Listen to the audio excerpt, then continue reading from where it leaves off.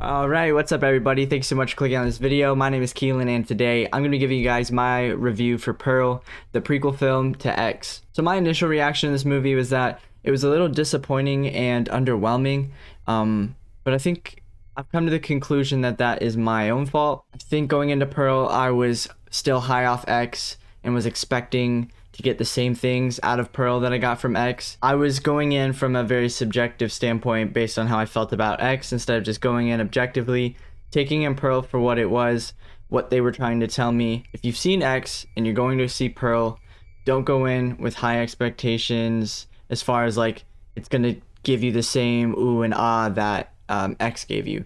Pearl is doing its own thing. It's telling you a different story. Well, an additive to the story, but it's telling it in a different way. It's doing something different. It's trying to provide a different style for you. It's trying to provide something else to you. So just take it in for what it is.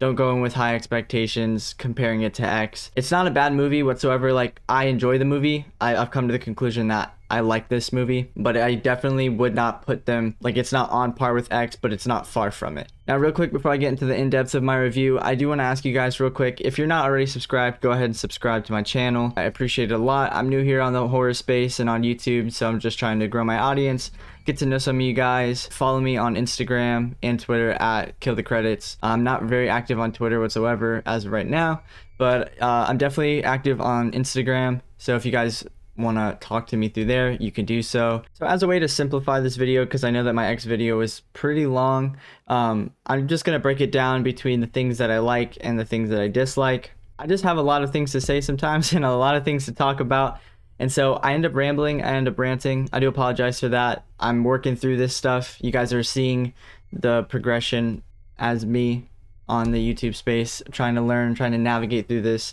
And guys can't tell, I'm a bit awkward sometimes, so I just go on about whatever if I feel something and I get jumbled up with my words, but I'm going to try and get straight to the point as I'm still rambling, but whatever. Pros, we're going to get into pros right now. So it's set in 1918. The characters are living amidst World War I, the Spanish influenza, and they kind of use the Spanish influenza as a way to tie it into the pandemic and COVID and everything we've been experiencing as people living in 2020 onwards and the sort of stuff that we've experienced since then. So they've got characters wearing masks and they talk about like distancing and quarantine and stuff, but it's not put in a way that again like makes you kind of cringe or takes you out of it. It's just very subtly thrown in there. It's not a huge plot of the story, but it's part of it. And Ty West, he does a fantastic job with these period pieces. The same thing that I said for the X video, it being based in the 70s, how it feels like it's in the 70s. The same thing can be said about Pearl. Like I said, 1918, it's very technicolor, the same way that movies around that time period were made, like The Wizard of Oz, Vertigo, and the set design, the costumes and wardrobes, hairstyles, again, all of it, the atmosphere, everything, it just screams that time period. This movie essentially is just the Mia and Ty show, where they both can use this movie as a platform to flex the things that they're great at. Ty West, like I said in the X video with all the praise that I gave him, same thing can be said for this movie. The cinematography, the framing, the tones, all of it is fantastic.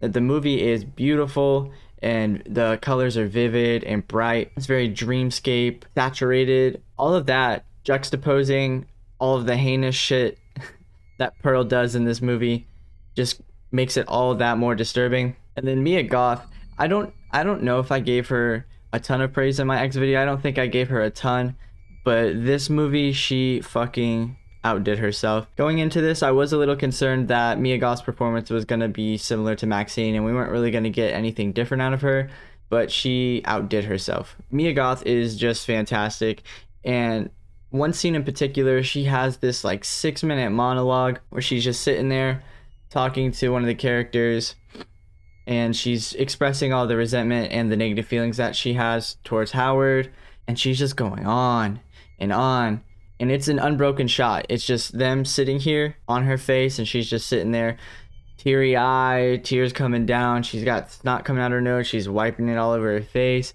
she's got all this saliva building up in her mouth, and you can just see like these bubbles and just all this stuff. She just fucking eggs it on, and you can really see the disparity that she's carrying in herself. When you're watching it, you can't help but feel like you're watching one of those just massive moments in an actress's or an actor's career where they have to be awarded for their performance in this scene. Like, she needs to be on the list to get an award for this performance. And then there's another scene in particular I wanted to point out. The very last scene of the movie, as the credits are rolling, it's this headshot on Mia Goth or Pearl's face, and she's just smiling real fucking big, but she's got like tears coming down. She's smiling all crazy.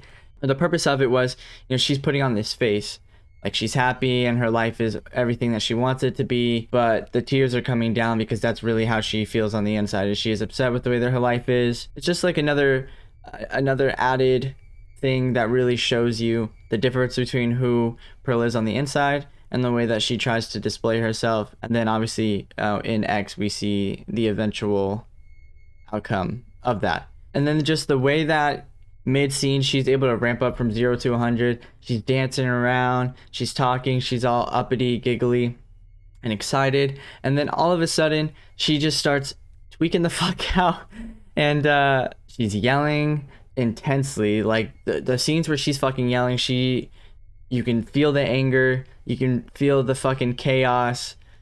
Everything is very intense. And also the way that they, that bounces off the other characters in the same scenes where they are just in utter fear, witnessing this person break down and become something they didn't realize she was. And the way that Mia Goth puts on this performance, you can really see the gears turning in her mind. And it really just displays the wide range she has as an actress. It made me feel weird. It made me feel disturbed. I had to just sit there, cover my face. Like, what the fuck? Like, what the fuck am I watching? It's just like I was just speechless at certain moments in this movie. Like, I can't praise her performance enough. She was definitely the cherry on top of the sundae for me. And there are a lot of disturbing scenes in this movie. I don't think as bad as the ones in X, but definitely just as effective. There's one scene early on in the movie where Pearl essentially fucks a scarecrow, and instead of them panning away, Ty West just leaves the camera on her and just makes you fucking sit there and watch. It was weird. Did I like it? A little bit. Was I disturbed? A lot of bit. It is what it is. And while this movie is much more tame in comparison to X, there are some tie-ins to like the porn storyline from X, as well as links to the reason why Pearl hates blondes, as she mentioned in X, and also just a couple repeated lines of dialogue, like the "it's our little secret" line is also reused in there. So a couple little nuggets sprinkled out, just linking the two movies together. I'd also like to give quick praise to the characters of Pearl's parents, Ruth being her mother, and I don't actually think we ever get a name for her dad, so I'm just going to call him Pearl's dad. Pearl's dad is essentially paralyzed, and he can't verbally communicate, so he kind of is just stuck in the chair like Stephen Hawking, and he can only make facial expressions. But the way it's enough. It's enough. The way that his facial expressions are shown is enough to show you the terror and the fear that he's experiencing. And also, not to mention, if you take yourself and put yourself in his shoes, imagine the feelings that you get sitting there, not able to do anything, say anything, can't protect anybody that you care about, and you just have to bear witness to what the fuck your daughter does. That is terrifying. That is just another addition to the terror and the trauma that this movie gives you. And then we also have Ruth, who's Pearl's mother. She is presented to you as kind of a bitch straight off the bat. She seems grumpy, she seems irritated. But as the story goes on, they actually start to give you information on that shows you, like, there's a reason that she feels that way. There's a reason that she is the way that she is. She has more depth to her than what meets the eye. She has a softer side. She's really just a woman struggling, trying to navigate the life that was now put on her, but it wasn't the life that she wanted. She even goes as far as she has a line in the movie that says, I didn't want to, I'm sorry, she's saying this in reference to Pearl's father. She says, I didn't want to be his mother. I was supposed to be his wife. So she's just struggling, trying to figure things out the best that she can. And both of those characters together definitely have a large impact on this story. They're one of maybe 4 other main characters or main sub characters in the movie to begin with. Barely see Howard. I was expecting him to be in it more, but I wasn't bothered that it wasn't. I guess once the movie was over, I kind of saw that it wasn't even necessary for him to be in it much. He was at war. Makes sense. Overall, I don't really have anything negative to say about this film.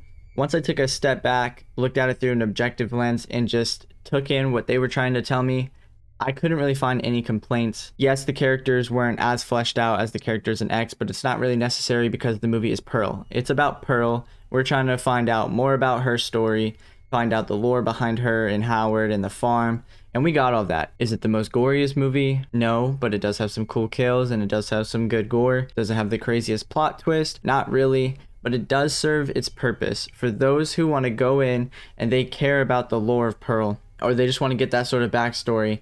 If you care about that and you want to go see like a cool slasher, something that looks good, that you can just enjoy, sit and watch, doesn't drag out too much, with some great performances in it, that's what this movie is. And they also announced the third film in the X franchise, Maxine, and if that movie comes out anywhere near as good as Pearl or X, we will have a extremely solid horror trilogy coming out of A24.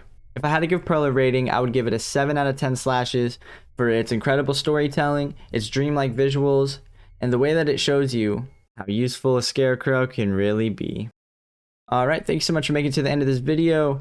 Now, as I said earlier, my X video was a bit long. I do apologize for that. Try my best to cut these videos down, figuring out as I go, so I hope you guys stick along for the ride. Go ahead and subscribe, leave a like if you enjoyed, and if you've seen Pearl, go ahead and comment down below. Let me know what your thoughts are, and if you're excited about Maxine, let me know as well. That being said, I'll see you guys in the next video.